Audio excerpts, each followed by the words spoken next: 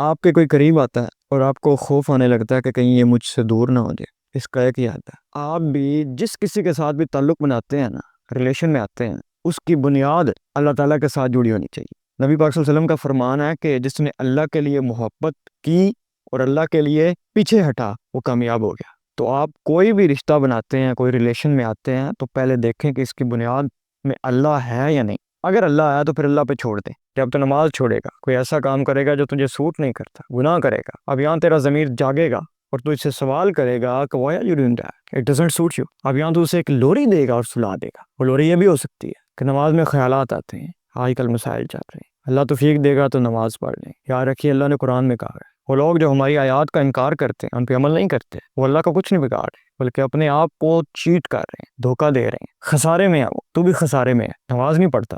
اللہ نے کتنی بار کہا ہے حی علی الصلاۃ حی علی الفلاح، آؤ نماز کی طرف آؤ، سکسس کی طرف۔ You are running for the success the whole day but you don't come to offer prayer. اپنی اوقات کو بھول گیا ہے نا، تو اپنی اوقات میں رہے گا نا، اللہ کے سائے میں رہے گا، تو پھر تیرا سکوپ ہوگا۔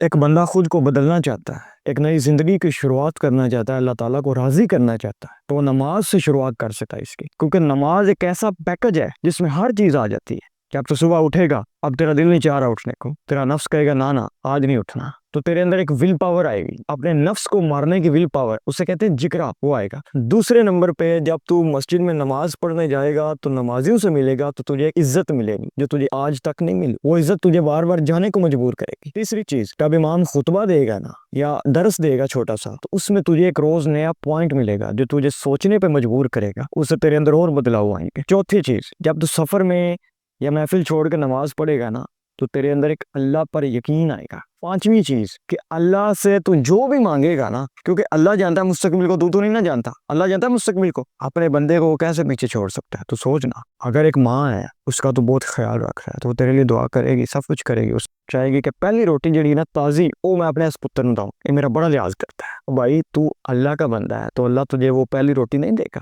سوچنا، I know that، دل ٹوٹنے پہ کیا ہوتا ہے، I know that ایکسپیرینسڈ۔ آپ یہ کہہ رہے ہیں کہ آپ کا دوست جب آپ کو چھوڑ کر کسی اور کے ساتھ بیٹھتا ہے، باتیں کرتا ہے، خوش ہوتا ہے، تو آپ کا دل ٹوٹتا ہے۔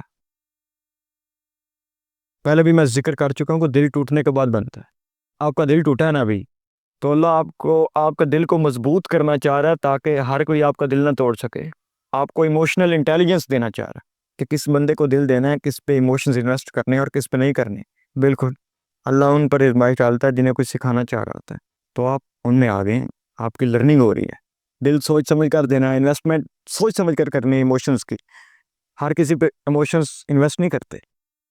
چھوڑ دیں پریوں سے رابطے، یعنی ہیلو ہائی کرنے کا بغیر تیرا دن نہیں گزرتا ہے نا، لے جائیں گے یہ تیرا وہ ذکر نکال کے جو ایک مسلمان مرد میں ہوتا ہے، پھر تو کہے گا اپنے باپ سے کہ پاکستان میں اسکوپ نہیں ہے۔ خالی دماغ شیطان کا گھر ہوتا ہے، there's no doubt۔ Mobile addiction یا 18+ ایڈکشن چھوڑنے کے لیے کوئی ایسا کام ڈھونڈیں جس میں آپ کو موبائل سے زیادہ مزہ آئے، اس سے کہتے ہیں پیشن۔ یہ خیالی دنیا ہے۔ جب بھی آپ کو غلط خیالات آئیں، اللہ کا خوف دل میں لائیں، قبر سے ڈریں، قیامت کے دن سے ڈریں۔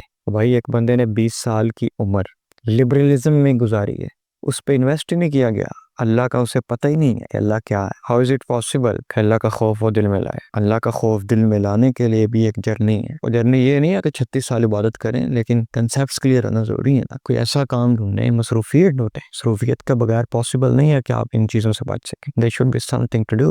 You have nothing to do. Really, you have nothing to do. When you have something to do, I bet you will be away from these distractions. میں صبح جاتا ہوں واک پہ، فجر کے بعد، شام کو مغرب کے بعد۔ میں سلیم ہوں، مجھے ضرورت نہیں ہے، میرا وزن زیادہ نہیں ہے، لیکن کیوں کرتا ہوں؟ پازیٹیو ٹائم پاس کے لیے۔ آج کے دور میں پازیٹیو ٹائم پاس کر لینا ایک بہت بڑا کام ہے۔ پازیٹیو ٹائم پاس کرو۔